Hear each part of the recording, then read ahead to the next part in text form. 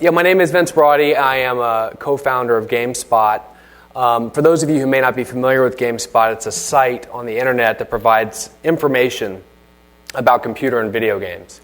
And so you could almost think of it a little bit as a museum of a sort for all the games that have been released across all the different platforms, really all across the globe since we started the site in 1996. And since we've been around for such a long time, we've really had the chance to chronicle, in many ways, the great work that has been done by the three gentlemen to my left. And I really encourage anyone that's interested in sort of learning more about the games and the history that these guys have made to come visit our site and check it out, because I think you'll be very impressed by the depth and quality of what you see. I'm just curious, how many people here played Myst? Okay, that's great. And how many people here played any one of the Prince of Persia games? All right, that's great. How many people finished either one of the games in either of those series? Wow, there are some dishonest people here. Well, actually, I want to say that I'm a gamer. I started out playing video games as a kid and in college. I became an editor at a magazine. I reviewed the original Myst when it came out. And I finished it. I also finished the Prince of Persia games. I keep trying to finish The Sims, but they just keep adding new levels or something, and so I have to keep playing it. But when I was thinking about tonight, about graphics, for me there was a certain turning point. I'm sure we'll address some of the big turning points that took place, but from the perspective that I was working in an online site that was providing information about games, one of the major turning points came in 1998 when a game came out from Nintendo which was called The Legend of Zelda: Ocarina of Time. And I don't know how many people here played that game or knew someone who did, but it was really beautiful. I mean, it was 3D, fast, stunning, well thought out, well executed. It was gorgeous. And as was our practice at the time, we posted 5 screenshots from that game up onto the website so that someone who was reading the review could, kind of like the back of the box, kind of see what was there. So we posted the screenshots, and the next day the guys came in, the editors, and they're like, this is incredible. We saw about 15,000 hits on those screenshots for Zelda yesterday, which was unthinkable at the time in terms of how much activity around those shots. I said, well, put up 5 more. And the next day they came in, they said, we had 25,000 hits on Zelda. I said, well, put up 5 more. And we eventually posted 1,000 screenshots of Zelda. And I can tell you that there are hundreds of people that looked at every single one of those screenshots. That was a turning point because that indicated that just on pure visual imagery alone, on artistic quality, to address the point earlier raised alone, the images of games had finally kind of crossed a barrier. Another thing that happened at about the same time, and I'm sure he doesn't remember this, but I do, Riven was about to come out on the PC. It was the sequel to Myst. And of course, we as a kind of young website that was trying to compete with magazines had done our best to get screenshots of Riven up on the site. And we actually got the PR department, I guess it was a Broderbund at the time, or Red Orb maybe, I can't remember, to provide us with the shots, which we very proudly, the day before the game shipped, put up onto the website in all their high-res glory. And Rand called me to let me know what a travesty it was that these images of this game, which he and his brother had poured years of their life into, were now available for anyone to see without playing the game, right? And I said, and I felt terrible about it, and I listened like this, editorial integrity. But it was really, and of course the reaction was exactly as he had feared. It was a fury around those images. And that was just another case of the images themselves becoming so powerful that they could tell a piece of the story just in a single still screenshot. Well, GameSpot's continue to post screenshots of games. We actually have about 325,000 of them in our database from about 20,000 different games. And you can really see the progression. And on any given day, we get about 1 million users that come to our site to get information about games. And those users generate about 20 million clicks each day on the information that we provide. And we have the best reviewers that you can possibly find, and the best previewers, and the news guys, and we have hints and tips and cheats. I mean, we have it all. But about 1 click in 3 is on a screenshot or a gameplay movie, which I think really shows that video games is a visual medium first and foremost, and that still a picture, can tell 1,000 words. Tonight, as has been mentioned, we have an incredible panel. I'm going to briefly introduce them to you, and then we'll get the evening underway. To my left first is Will Wright, Max's chief designer and co-founder. Will Wright is the creator of all things Sim. So think about SimCity and all the variations on that early sort of experiment in games that didn't actually have a discrete beginning and end, but which actually just allowed the user to kind of create a world on their own. To his left is Jordan Mechner. Jordan is the independent game designer. He's a guy that has really written his own sort of history in the industry. He started off very early on in the late 70s, I guess, beginning to program. And his credits include games like Karateka, the original Prince of Persia, The Last Express, and most recently, Prince of Persia, The Sands of Time, which is a phenomenal game. And if for anyone here that hasn't picked up a game in a while and appreciates artistry and puzzles, it's just a fantastic game, so I really recommend it. He's also making films, and his short film, Chavez Ravine, A Los Angeles Story, won the 2003 IDA Distinguished Documentary Achievement Award. And then finally, all the way to my left, Rand Miller, who is a founder of Cyan. Cyan was founded in 1987 by Rand and his brother Robin. And they created a game which was called The Manhole. Again, it's almost like a misnomer to call it a game for those of you who remember that. But it was a first entertainment product on the then new medium of CD-ROM. And that freedom from little discs and freedom to explore and create environments was really something that was emblematic of all the Cyan games, including Cosmic, Osmo, and Spelunks, and then ultimately, finally, incredibly, with Myst. So I guess my first question is, we've seen this incredible expanse of technology, of the kind of creative landscape possibilities, probably at the same time as you all three got started, and it was about the same time in the late 70s, early 80s, sort of trying to program games for money, as we discussed with Jensen earlier. There were tens of thousands of people trying. There's 3 of you left here today, right? You had to stay on top somehow of all the changes that took place on the technology side, understanding the market, and also on the creative side. It's a unique sort of set of skills. How do you manage to do that? How do you stay at the forefront in such a competitive field? Will, I'll start with you. Well, I think, playing games, you're looking at them right now as a passive observer, and the most apparent thing is the difference in graphics quality, let's say, over the generations of games. But as a player, still the core thing is you interacting with this system. You have a controller or joystick or whatever, and you're making decisions, and you're seeing the result of those decisions. And that fundamentally hasn't really changed that much. And most people I know that are really into games because they love games are because they enjoy that, basically that is the secret weapon that games have is interactivity. And it doesn't really matter at some level what graphics you map on it or what interface you put in front of it. That's a very open-ended creative palette. How you do this interactive loop, this interaction between the player and the game. Getting better graphics, getting more computer horsepower, of course, enables you to go deeper, further in different directions.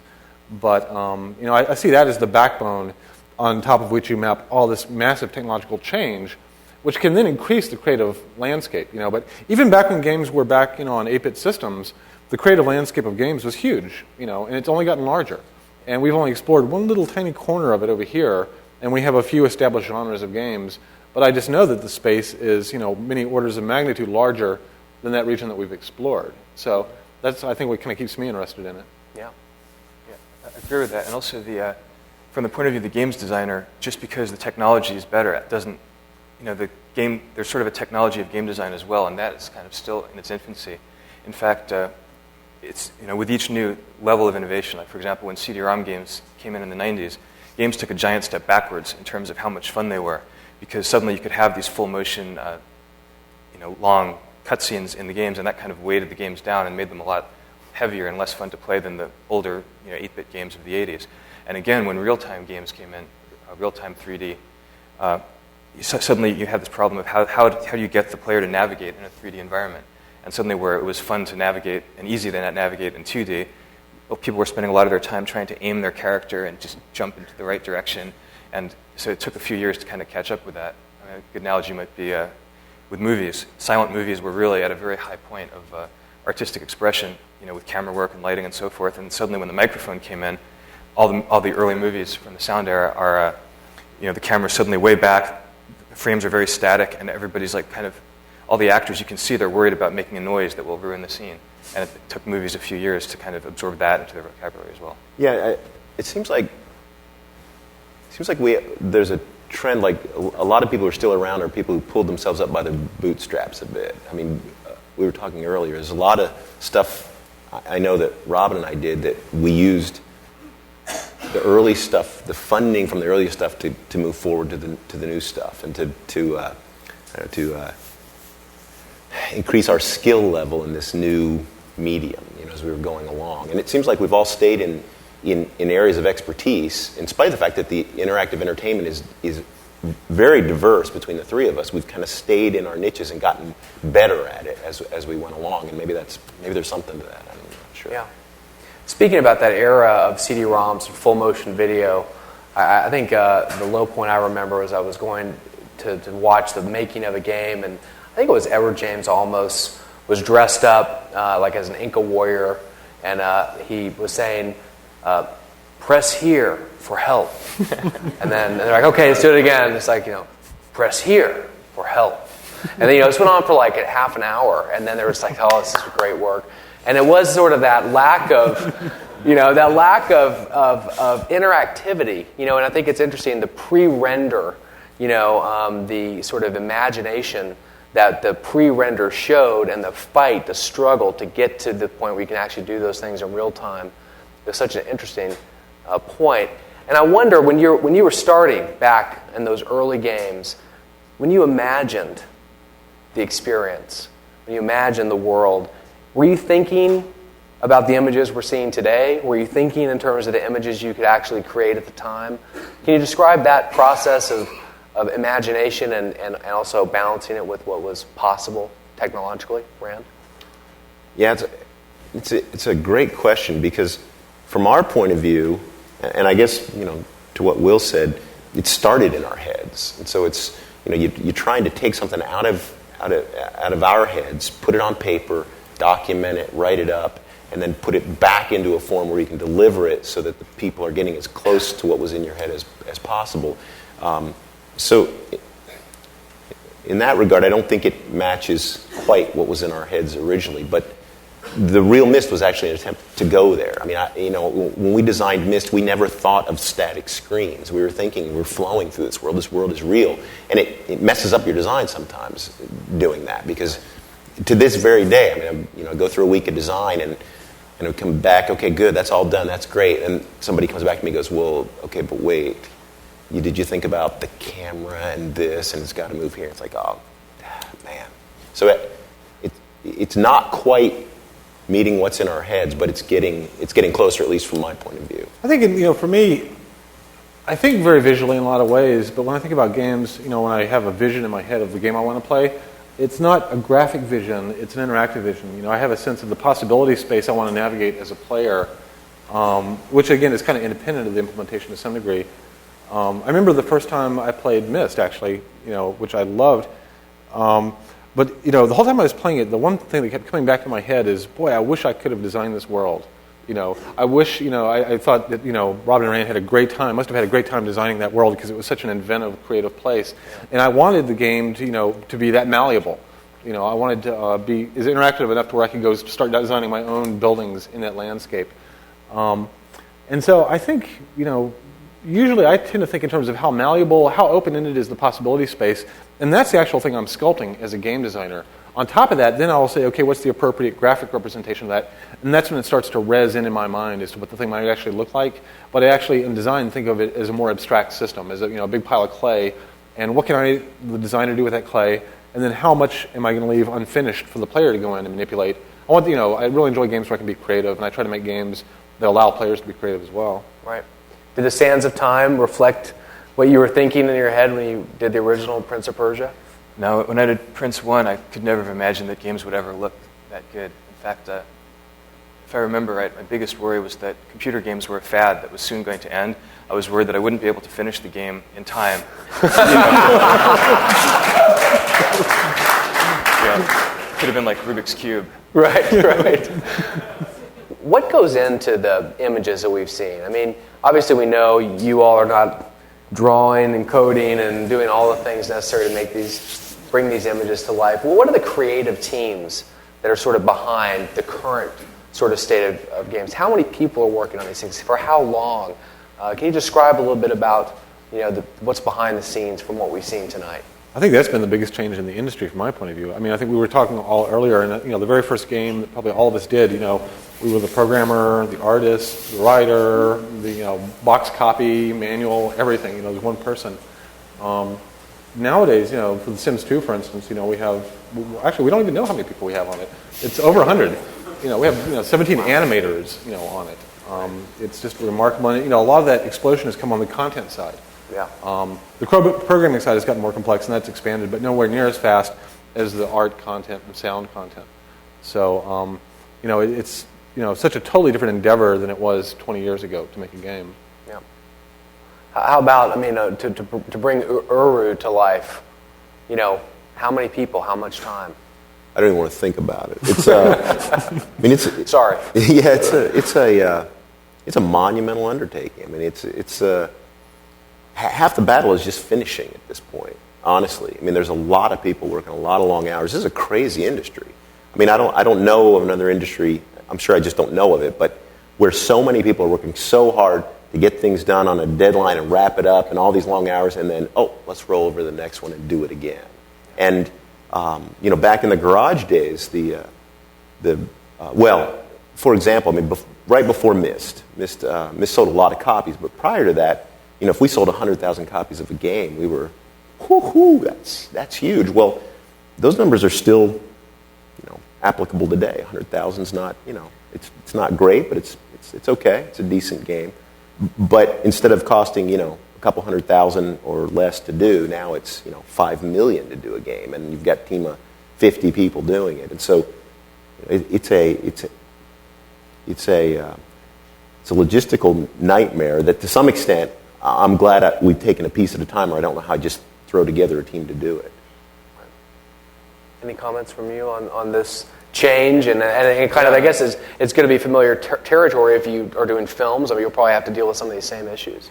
Yeah, I think the creative feeling and the pressure and the hours of video game production are a lot like a film production.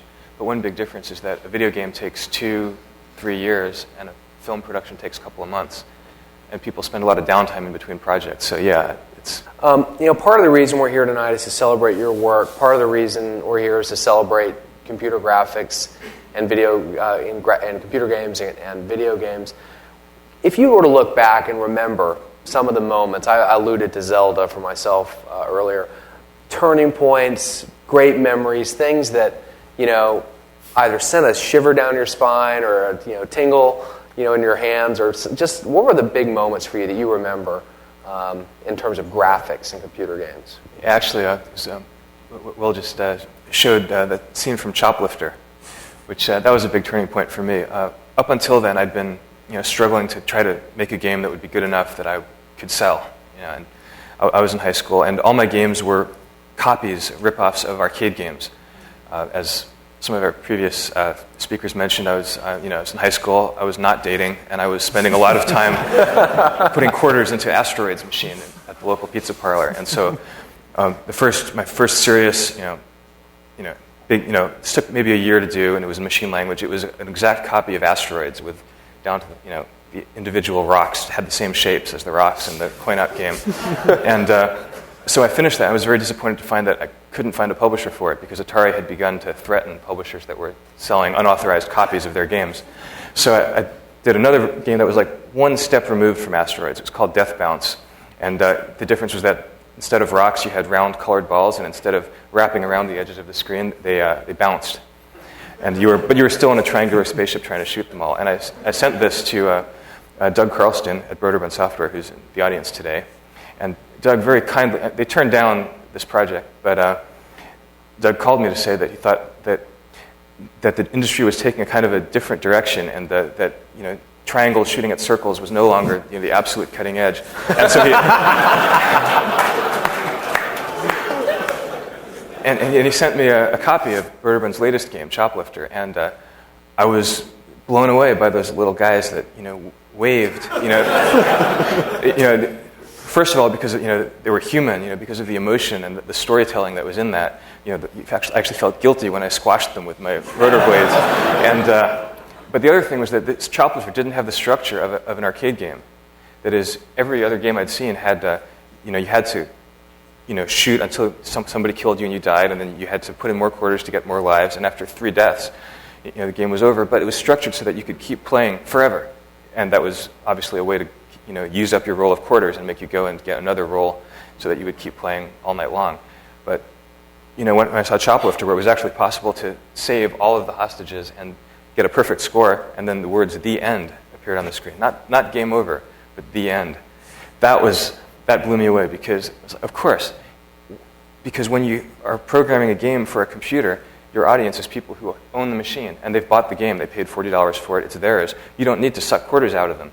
So you can create any kind of experience you want. You don't have to addict them for the purpose of getting more quarters out of them. So that gave rise to Karateka.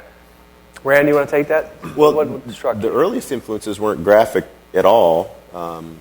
The early Zork games were, they made me feel like I was someplace. It was all imagination to some extent. It was all built in my head, but it built worlds that seemed like they were somewhere. So much so that I remember having a conversation with people the next day who were playing at the same time, going, "Oh yeah, I went down this place," and and describing this story of what I had done, and people overhearing it saying, "What are you talking about?" But it was that real, and I think if I had to pick out other particular aspects of graphics, these are going to seem odd, but Battlezone, once again, really raw graphics, but it felt that 3D was enamoring to me. That real-time 3D was enamoring. Vector graphics or not, it seemed like a place I could drive around and explore. And then one that kind of shocked me, maybe I'd grown complacent, was Mario 3D. Because if somebody had asked me if you could do that, or let's build a real-time 3D of the camera that moves around, a guy would go, "No, that's too hard," and so it shocked me. But it's like people can do that. Don't set the bar too low. Will? I think one of my big inspirations was actually Mac Paint. I love the interface of that and the fact that it felt like you were dealing with something tangible. And in fact, I roughly mirrored that in the original SimCity. Basically you had a tool palette, and I treated the landscape as the painting surface, and all the the road building, zoning as painting tools, because it felt like it was such a natural metaphor for people to kind of come into it. And it also kind of told you it was an open-ended creative experience, and the rough metaphor was a paint program. Myst, actually, not Myst, Manhole. I remember having a really deep impact on me. I had a daughter that was like the perfect age for the game, and so when you were showing those clips, I remembered that I remember almost every line in that game, every little rhyme I can recite to you right now if you want to hear it, but I'll spare you that. But there was one particular spot in Manhole where you come up and it's nighttime and the crickets are chirping and it has the ambience of this warm summer night, and it was amazing. This is black and white graphics, and the sound effects were carrying at least half the experience. And most of the screen you were like in a dark forest, but the sound effects were so evocative, and the graphics were just enough to support that I could really close my eyes even and imagine myself being there. And I was amazed at how powerful that was in terms of a very kind of simple amount of presentation that was being sent to me, but it was evoking this kind of deep, almost emotional feeling of being a kid, out in the woods, on a warm summer night. Wolfenstein 3D, I think, was one of the first games that really scared me. And that's how I felt about Doom. Doom was pretty close. Walking around the corner, all of a sudden the guys are you drop the mouse and run out of the room. Yeah, especially if you turn the lights down in the room when you're playing it. Yeah. More recently, Zelda, Wind Waker, which is I showed the slide from earlier. I've been very intrigued with that game. If you see screenshots of it, it doesn't do it justice. It looks like a cartoon when you see static screenshots. When you're playing it, though, the artistic expression of the graphics is utterly amazing. The way smoke and waves and all the environmental effects work in the game are almost like woodblock prints. And so it's like he took, Miyamoto-san took a 3D world and then kind of reinterpreted it with a very artistic flair rather than trying to replicate the physics of a camera. And I found that very inspirational in terms of where graphics can go from photorealism. Yeah, I think those are all great examples. One other one I would mention that struck me was the original Sega NFL 2K football game, which I don't know how many people had this experience at the squint test, where if you just squinted and you watched the players walking around the screen, you saw them break the huddle and pat each other on the butt as they walked back. I mean, it was just almost real. And I think that was the first time I really felt like we were going to get there. Or really believed it could actually happen, that we could have games that approached I didn't true realize photorealism. Other people did the squint test. Yeah, I know. Wow. Okay, I feel more normal almost now. looks real right now. Yeah. But I think that issue of photorealism, which you alluded to in your presentation, about what happens once you achieve reality. And I remember, I think it was Claude Leglise at Intel talking in the mid-'90s, and they had actually Intel, and they probably someone here knows the resolution and optical sort of definition of the color depth and pixel depth of human vision. He was talking about, we're going to get there. And it seems like now we actually can not only are going to get there theoretically someday, but we're really going to get there soon. What happens, in your opinion, you kind of talked about it, but what do you all think about this post-photorealistic era that we're about to enter? How is it going to change the way that you think about games and design games? Well, it seems like movies have had photorealism for quite a while, and you still have bad movies. I'm not sure I equate photorealism with a good game. I think it's a very powerful tool, in the palette of things that a game designer might want to use. I'm actually kind of more excited by, having the flexibility to push the graphics in different kind of interpretive directions. Yep. When everybody's kind of running for this one target, I've generally wanted to kind of turn away from that target and head for somewhere else, because we are dealing with a huge unexplored space. And up to now, photorealism, has seemed like this major attractor in the space, and I think at some point we're going to realize it's a local, maxima, and that there are possibly other more interesting things we can do with graphics that will still require probably a lot of graphics processing and power. But I'm not sure if photorealism to me equals good gaming. It doesn't equal good games, and it actually makes it harder by bringing all the other aspects into sharp relief. Like the example that Will gave, if you've got a character who looks almost photorealistic, but he's behaving, like a wooden automaton, that's kind of creepy. It's better to have a character that looks like a cartoon, because then his behavior seems lifelike. By comparison. Well, I think photorealism makes great games. Okay. Yes. Just kidding. I have to say that I think that there's got to be other people who have other areas of interest, like we did. That I touched on this before, but I think they've got stronger tools at their disposal. There's got to be a crop of kids who grew up playing these games, and they're interested in other things than we are, and they're going to interpret their interest in interactive gaming using the existing crop of photorealistic tools in some amazing ways. It's hard to step out of what we've become good at. Maybe a whole other group of people will use the tools in a different way. Yeah. It's interesting to me because the story you told. I mean, I started remembering it. When you brought it up, I hadn't up to that point. Sorry, didn't mean to scream. That's better, actually.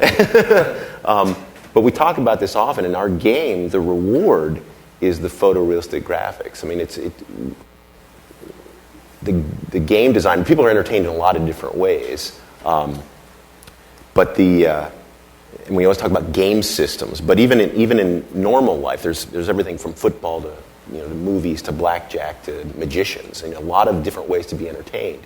But part of what we've done is making those photorealistic images part of the reward of playing our game. It's not so when you see them, it's always been a touchy situation with marketing departments. Every publisher we've worked with is, we got to show images. We're like, no, because they have to wonder what's around the next corner. We use those as our carrot. Right.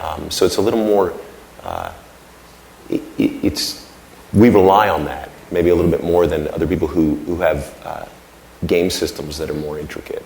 Yeah. Well, like with what you do, it's almost like there's a surrealist dimension to it, that because it's rendered photorealistically, but yet it's this surreal environment. I mean, you're going off in a different creative direction, and the photorealistic rendering is actually supporting the environment and making it even seem more surreal. Yeah, I mean, you really bypassed the photorealistic trap I was talking about, too, as first by having the environments be so artistically expressive, but also because the focus is on the environment. It's not on people. Yeah. I actually agree. I was not serious about the photorealism. Makes great stuff. But, but we do, I mean, we have tried to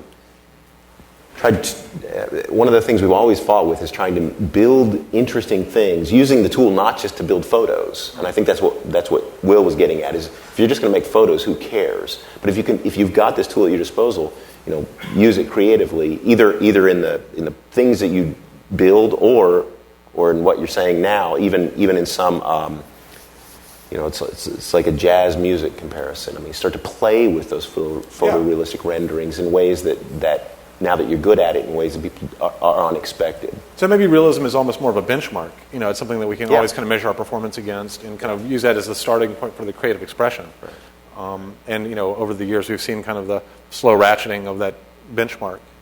Yeah, I mean, I think we're still shooting for for true photorealism in real time. I mean, we still have this bar set that once we cross that, we'll be there. We're almost there. Yeah, but once you get there, do you think there's going to be like a discrete state change in your game quality or what you do, or is it just going to be like, okay, now you don't have to worry about that. Now you can kind of spend more time on the creative side? Yeah. Well, I think actually along those lines, we showed the footage tonight. There was the one disclaimer about pre-rendering. There were no disclaimers about the graphical content of what was going to be on the screen, and no one had to be escorted out of the room because the images were too violent or too adult, situation oriented. We saw the image of the hot tub in Sims 2. Yeah. We have this incredible increase in graphic quality. You put the two together, and with mature themes, it seems like we're entering a different sort of stage. Can you just comment on your thoughts on what to represent, how well to represent it, and for how much? That's a big issue. I mean, it's so wrapped up in our culture because there is this kind of chasm, I think, generationally between people who play games and people who are fairly ignorant of games and don't consume them. And it generally falls on generational lines. And so you have a lot of parents that don't play games with kids that do play games. And games are still perceived in some ways in our culture as a kid's medium. Yeah. And so when you start doing more adult-oriented games, you're still likely to get a lot of backlash in America, even though there are plenty of adult, books and movies and television shows. Yeah. So that's kind of one aspect. It kind of plays. I don't think graphics has a big role in that debate. It's not a really big issue, except in the fact that I think we are poised to, actually build games that would appeal to a more mature audience now. They don't have to look like cartoons. They can, we can actually build something that would be as expressively, creatively wide-ranging as a good book or movie. Jordan? Yeah, I mean, looking at movies have been photorealistic for a long time, and the challenge is to present sex and violence and adult themes in a way that kind of connects with our imagination without being overly explicit. So I think that, again, the more photorealistic games are, the harder that gets. The Prince of Persia clip is a good example because in the first game, when the guard got back into the slicer and chopped and there was a blood smear, everybody laughed. It was funny, it was charming, it didn't offend anybody. But if you did that exact same scene today with real-time 3D, it gives a different response. It's upsetting. And so if you don't want your game to be upsetting, if you want to capture that same kind of just pure adventurous fun where you're depicting violence but in a way that it doesn't seem violent, you have to find ways around the realism in order to get back there again. Yeah, I mean, the broader issue is there's just more responsibility on game developers. This is a crazy issue, but it gets to be a moral issue at some level, I guess. I think that what we're using is a tool that's powerful, and powerful tools have a great ability to affect people emotionally. And historically, we use those tools to teach. There's all kinds of death in historical writings, but it's usually associated with some lesson to be learned. So if you use the tools now frivolously, without anything learned, without saying anything, teaching people about the world or themselves, then you got to up the bar the next time to try and make a point, or for them to learn something to emotionally to associate. And so the more real they get, the more responsibility there is to kind of use those tools, in what I would consider an artistic way, in that regard. We talked a lot about the sort of design and sort of emotional elements of graphics. So just shifting gears for a second to the technology, to as obviously you've seen all the changes. If you think about someone like NVIDIA tonight and the stuff that they're putting sort of at your disposal, and the things that they are not yet putting at your disposal that you would like to have. Can you comment on what would, from a designer's perspective, from the master designer's perspective, what direction, if any, would you like to see the hardware move in? And I'm sure you're going to comment on this to different degrees, but I'm just curious, what's the technology not quite doing that you would like it to? Round it off. Well, I have mixed emotions on this one. And the geek side of me says, more. And the guy more what? Just more, better, faster, prettier, smaller, effects, everything. Just wow me. But the guy who's actually trying to shoot for the moving target says, stop. It's the hardest thing in this industry, is having to pick years ahead of time what the card is you're going to support and how many people will have it, and it's difficult. So I'm constantly torn between bigger, better, faster, and stop. Let me just do this one well. I don't have a good answer. It's a good discussion. Jordan, do you have any thoughts Although on that? Personally, I want bigger, better, faster. I got to say, cheaper. At home Cheaper. on my computer, if I'm not designing them, then give me bigger, better, faster. I guess I'm kind of more of the stop already school. I think every new console generation of hardware, it takes us years to really use it and make games that are worthy of it. And by then, it's already on to the next generation. We have to start all over again. So, yeah. Will, anything you look for or would dream about or wish was there? It's hard for me to think in those terms because I tend to want to think from the inside out of the game. One thing I really want is to give the players more creative expression within the game. Yeah. And so, right now we are spending a huge amount creating, static content that we fill up a CD-ROM with and then ship with the game. I'm interested kind of at a very deep level, and I think this is potentially a very big trend in the not-too-distant future of heading towards what I call procedural content or algorithmic content. And this is rather than having a lot of static content that we have a team of artists create and then ship with the game, find ways to create the content on the fly, and make it very malleable, and also give the players very leveraged tools to create that content. Whether it be graphic content, objects, characters, environments, sound content, music, whatever.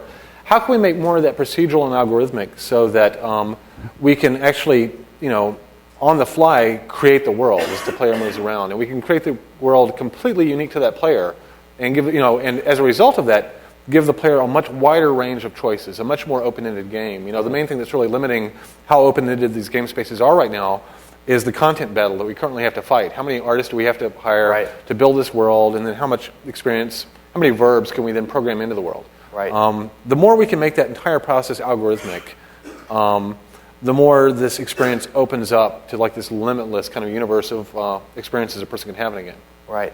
So you don't have to think about every single little blade of grass or every leaf or every sort of puff of dust, but you can sort of have those elements, those building blocks, which can then be sort of put together in response to the user versus having to be sort of well thought out and planned in advance. Yeah, you can take any piece of content in a game and imagine an algorithmic solution to it, or also, a way that the player could customize that object or thing. There's this group in Europe called the Demo Scene that make these very elaborate demos for a computer that fit in very tiny little memory blocks, like 64K of memory, and you run the thing, and in fact, it algorithmically generates about 100 megabytes of data, these rich 3D environments, generated music, generated wave files, generated animation, and they're developing techniques to generate, huge amounts of interesting data at a very, very simple, elegant little compressed algorithms. And this is a skill that game developers used to have, back in the 8-bit days. That was the only way to do a game like Karateka, was to find all these little tips and tricks to compress things and generate them algorithmically. But since the CD-ROM came out, and very cheap hard drives, storage is cheap. So basically, we've lost that skill set, and now we attack all these problems with brute force. I think we've lost something by kind of dropping that skill set. That's actually interesting. I mean, there's a certain level of debate there, and maybe it's not debate; it's just it's a transition, because in many ways, that would be something that we plant every little blade of grass. Let me just put it that way. I mean, that's what we do well. It's not because we want to; it's because it to some level, if it's the algorithms to date have not satisfied us. And so in many ways, that's one of the things that I'd look for is, man, I could use some algorithms that would help us along the way doing things so that, I don't have to do meticulous stuff. But I got guys in the office who are putting rocks in places, in particular. Well, for anything, it's always a cost benefit, right? So you can say, okay, maybe the world looks a little less, detailed, a little less realistic. Yeah. But at the same time, we can now let the player walk anywhere. We don't have to have a static map. And so I think if you start looking at the cost benefits of that, there will be a lot of cases where, that cost is lower than the benefit, But I don't see, the game industry really looking in that direction. Basically we're figuring out how do we hire more artists? How do we have them do more polygons per model? Which feels to me like we're kind of going the wrong direction. Well, it seems like it's got to be a mixture of the two. You're going to have to jump in here anytime. Go back and forth on you. Because if you go all the way algorithmically, it seems like you get a lot of space that may not be quite as interesting to explore. And if you go all the way our way, it's like there's no way you can build the worlds that people, you can't keep up with people exploring through them. In our particular case, so something. Right. Well, you bring a lot of art to that world building. So I mean, that would be a really, really interesting thing to look at. Is could you imagine, building an expert system for your creative process in world building? And how might you formalize that, into some system? Right. That's the kind of stuff that would excite me, past the. When I reach the photorealistic level, and it's like, okay, now we can do real-time photorealism. That realism, that's the kind of stuff that's like, wow. Or even like storytelling like Jordan does. I mean, there's this kind of idea of procedural storytelling, that might be generated. Yeah, I think the answer to your question really gets down to, for each game, where is the fun in that game? Where's the joy for the player? And does boosting the hardware increase that joy? And it can in different ways. I mean, you have here 3 totally different kinds of games. I mean, for one of Will's games, if you can have more calculation going on, creating that world on the fly, that makes the game deeper, richer, more fun. And for a game that that's an expression of a world that you've created, it can be that much more beautiful and so forth. For my kind of storytelling action game, it's the main benefit to having better graphics is that you can have a more cinematic presentation. You can have like an entire army on the screen in real time instead of just having 4 soldiers and finding a way to make that look like an army. But at the same time, that also poses new challenges, because if the fun of the game revolves around the player controlling in real time his own acrobatic movements, then the more realistic that world gets, the more difficult it gets, because it's. If you've got to think, because you've only got so many buttons on the controller, the controllers are not getting sophisticated at the same rate that the graphics are. So if you've got this beautiful photorealistic world, you start to say, well, where's the door? Yeah. Because in a really schematic game, all the doors look like hexagons and they're all red. So when you see one, you're like, there it is, I'm going to go straight for it. But if you're trying to do a photorealistic palace, you start having, your job gets more difficult. Yeah. I think it also gets to the question of just design in general, about the open-endedness, the player-created experience versus the story-told, planned experience. And there is a real merit to both. They both have value. And to your point about realism, I thought, when Flight Simulator got to the point that he had to be a pilot to use it, that was like the end of the road for me with that. So we're here tonight. This is the last question I'm going to ask. We're in this historical setting. We've all had a chance to see the machines and the technology of the past. Maybe just talk a little bit about the technology of the future. subject is graphics. We've talked about what's likely to happen on the screens as we know them today. It seems at some point the logical progression is beyond the flat screen that we currently use today. Can you just talk for a minute about will we really get to a different place as far as 3D experiences that go beyond a flat screen? And do you expect that in your lifetime? Do you expect to be making games for a truly sort of holographic style world? I'll start with Rand. Yeah, the biggest issue for me now on that is just implementing it without putting something on your head. I think real 3D makes things come alive. If you ever looked we've created for all of our games, the little visual viewers, taking the side-by-side pictures and put them up there. We show them to people, and their first response is, whoa. I mean, there's something that just brings it to life. So it's just a matter of the interface becoming not so obnoxious. And I think we're on the edge of that. It seems like, I hear about this stuff. I haven't seen it yet. So it seems like a natural progression. Jordan?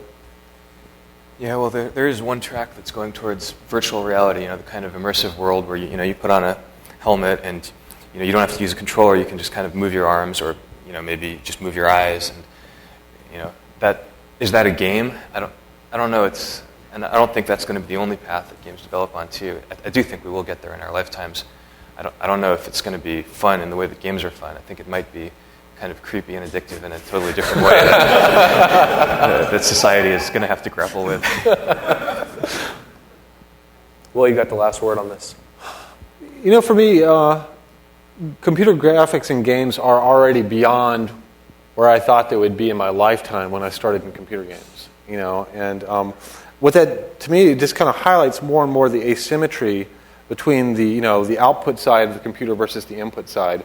I feel like I'm able to flow plenty of information out to the user. In fact, probably something like several hundred million bits per second of data I can push out of the screen into the user, out of the speakers, while at the same time I can only measure maybe a few hundred bytes per second as input. I would much rather figure out how to bring that, those two things into more symmetry, because I think, the further they get apart, the more I feel the pain of wanting to be able to read more of what the user's trying to tell me, and have them be able to gesture in the world, be able to talk to the computer, be able to read their facial expressions, their emotional body language. To me, that would just be so vastly more valuable. And the computer graphics have just blown me away how quickly they progressed. Much faster than I ever thought they would. Well, that seems as appropriate a note as any to end our discussion. I want to thank our panelists. I want to thank you. You made it easy for us to share what's happened. That's good. I've never heard that before. And I'm going to ask